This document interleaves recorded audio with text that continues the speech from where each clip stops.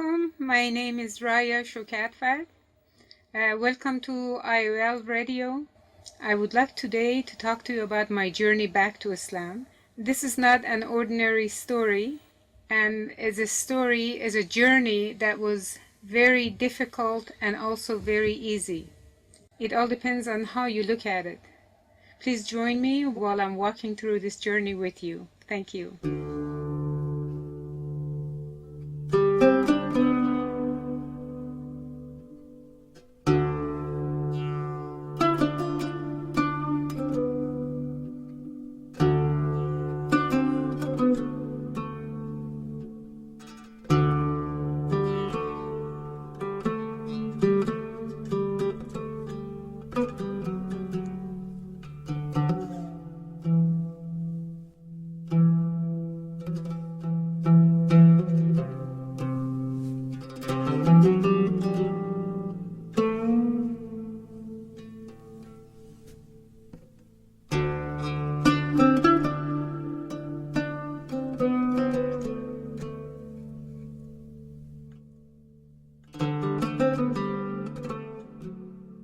My name is Raya Shokatfat.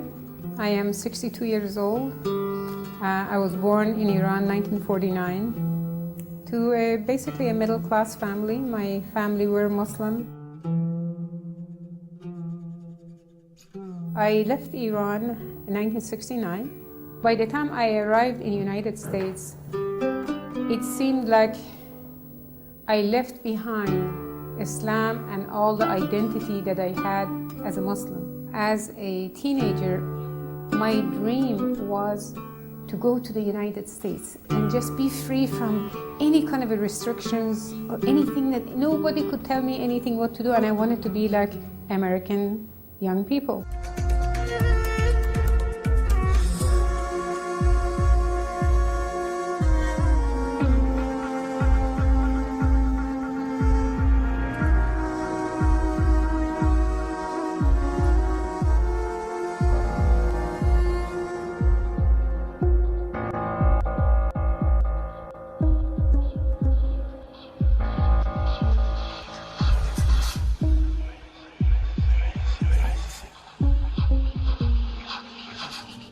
I was studying, I was a student, I was studying, and later on I got into my own business. I had my own clothing store in Manhattan Beach, which is Southern California, by the ocean, very beautiful place. And later I moved into a business of real estate. I got the highest level of a certificate in order to operate as a real estate broker, to have my own business. Over the span of, let's say, 10 years, I became, alhamdulillah, very successful in the business of real estate. And I was still in my 20s, and I was driving a Rolls Royce. I had a beach home. I traveled all around the world. I was a model. So I had a big piece of land. It was like 5 acres. And there were few homes on it. And I had cows and chickens and rabbits and all kinds of animals. I had vegetable garden, and I planted a lot of nice vegetables, and I ate organic food. It was very nice. And it was just anything that would basically feed the ego. Seems like I attained it and I lived it. It seems like that is what I wanted. That is how I measured success, by what I had, how I looked, who admired me. I started feeling something was missing. I was feeling very empty. So I started attending many workshops and classes having to do with the science of the mind, basically the new science of the mind and different things, and I was very interested in them. I learned a lot, it was good, but it still was not satisfying my desire for something. There was something, I wasn't sure what it was. I got very attracted to Hinduism.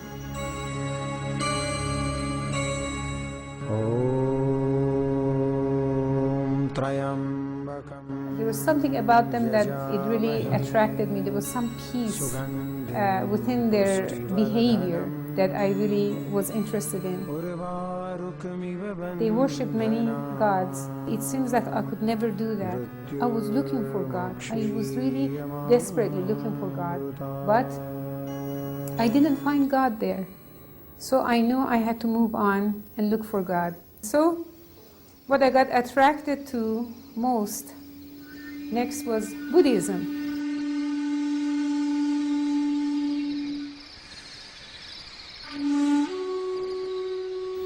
And I found a lot of things about Zen Buddhism and many things about Buddhism that I was very, very interested in. So I joined them.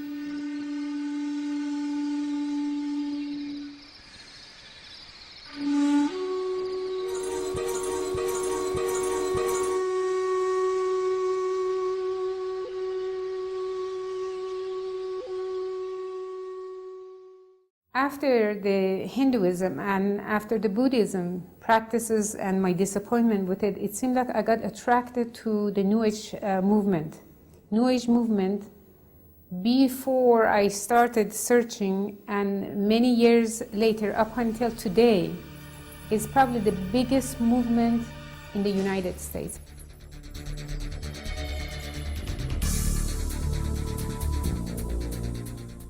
Basically, New Age movement is a philosophy that tells you you are the master of your own destiny. You are the master of your own life. In fact, you are God's yourself.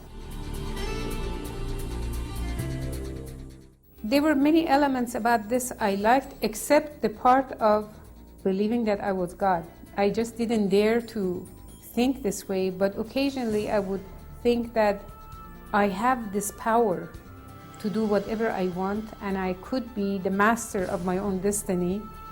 But I was not comfortable to imagine that I was God. So I was uncomfortable with this.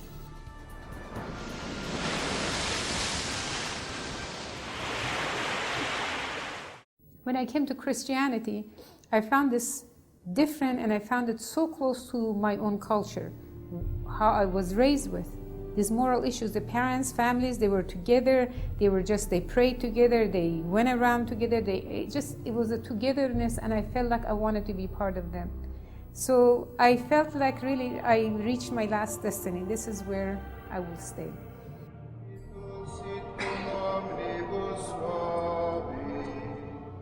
So for 7.5 years, I went to church. I studied the Bible, I studied with them, I was teaching the Bible, I was doing many things with them, except for one thing. I could not subscribe to the ideology of Trinity.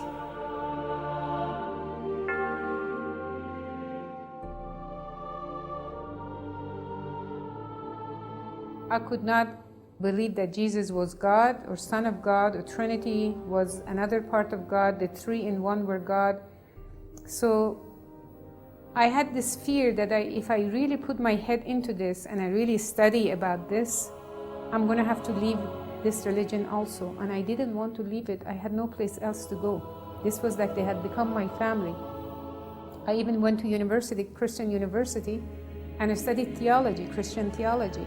I knew the Bible better than most Christians. The pastor of the church told me, Rai, you've been with us so many years. Don't you think it's time to be baptized and become Christian? I said to him, look, Muslims are Christian and they're Muslims. They believe in Jesus as prophet of God, and they believe in Muhammad as prophet of God. So there's no conflict.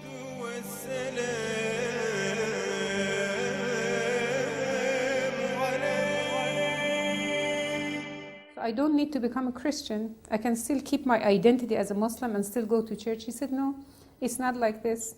He said, you have to become baptized, and once you're baptized, you have to believe in Jesus as the Son of God, as God and Trinity, all three in one. You have to believe in that, and you have to leave Islam. You're no longer Muslim. You have to make this decision because you've been with us so many years and you have not taken this path. I said, can you please give me 4 days? I need to think about this. He said, sure, take 4 days and come back. So I knew I had this Qur'an that I had bought when I married my husband, and it was in English. I had never opened it up.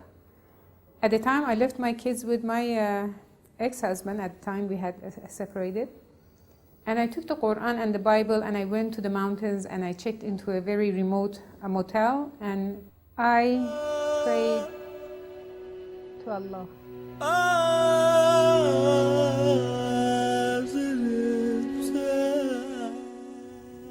I asked him to show me the right way. I said, Ya Allah, I have looked for you so many places for so long.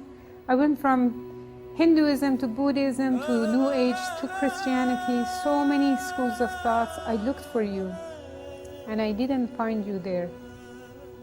And I'm looking for you. I need to be with you. I need to be near you. Please show me. I have these 2 holy books. These are the last thing that I have left. And I had thought after Christianity was the end, I have no place to go. But then I remembered that there was still Islam, that I had completely forgotten about it. I opened the Qur'an. The first thing I looked at was Surah Al-Fatiha. Started with Bismillah ar-Rahman ar-Rahim. In the name of Allah, the most gracious, most merciful. When I read this, my heart opened up. I imagined all the books that I had read, religious books that I had read. I don't remember reading anything that started with the name of Allah. So something happened to me. I had some, it seems like a shock, but in a good way. So I moved on to the next sentence.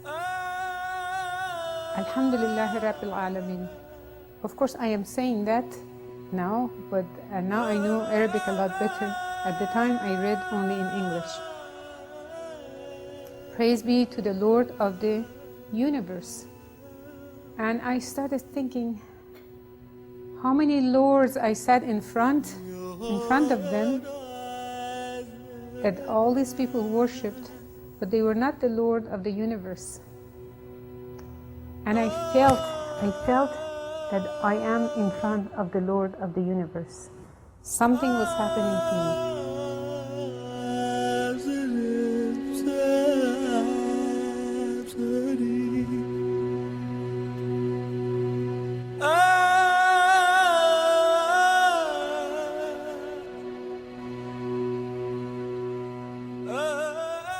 Ar-Rahman ar-Rahim was the next verse that I read. The most gracious, most merciful. And I'm thinking, how gracious, how merciful this Lord is that I forgot about Him, but He didn't forget about me. Maliki Yawmiddin, the owner of the Day of Judgment. Again, I remembered all this Hinduism, Buddhism, religion that I sat and practiced, where they believed that there's no Day of Judgment, there's only reincarnation. When you die, you're born again. If you're a good person, your karma is good, you did good things, you are reborn into a better state, otherwise in a worse state. This continues going until you achieve Godhood. This is what they believed. But Allah is telling me that He's the owner of the Day of Judgment. That means there's a Day of Judgment.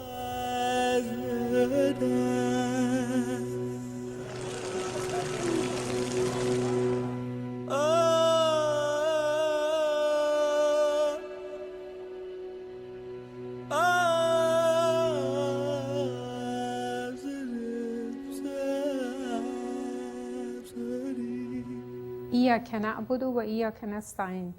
You alone we worship, and your aid do we seek.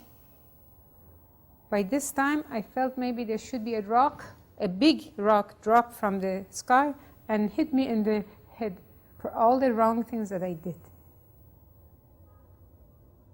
Because Allah is showing us, teaching us to ask Him and say, you alone we worship, and your aid do we seek. How many places did I go? How many gods and people and religions did I go to seek their aid? How many did I do? And Allah is telling me only He is the only one we should ask. So I am starting to tremble. My body is like I am completely in a different planet. The next verse is talk about اهدنا الصراط المستقيم. Guide us to the straight path. Guide us to the straight path. And I started thinking that He is answering my dua because I've been looking for the straight path. All this time I'm asking Allah to guide me the straight path, but my own mind is telling me, study this religion and this religion, all this religion. But at the end, I am asking Allah, guide us to the straight path, and He is bringing me to the straight path. صراط الذين أنعمت عليهم, the path of those whom you have bestowed your grace upon them. غير المغضوب عليهم ولا الضالين, not of those who have earned your anger, not those who have gone astray.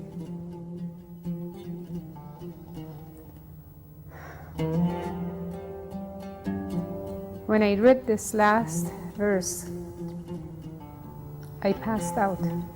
I don't remember whether I was gone for 1 minute, 1 hour. I have no recollection of time, how much time passed.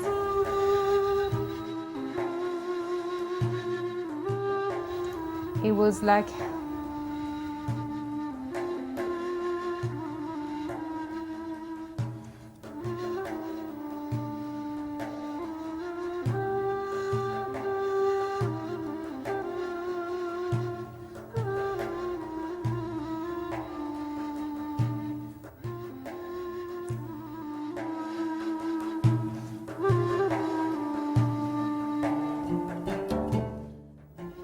a lost child that found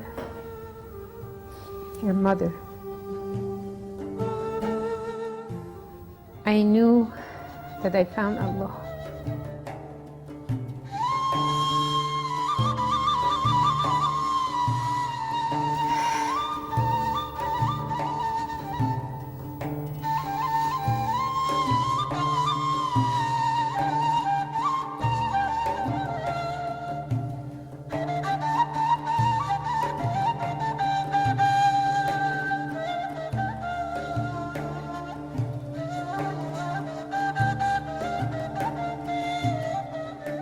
I came back to the church and I thanked the pastor. I said, I came to thank you for asking me to be baptized. He was very happy. He said, okay, good, I'm so glad. Are you ready to be baptized now? I said, no, I'm ready to go back to Islam. And he said to me, sadly, he said, I will pray for you. And I looked at him very happily. I said, I will pray for you also. So this is how that episode ended.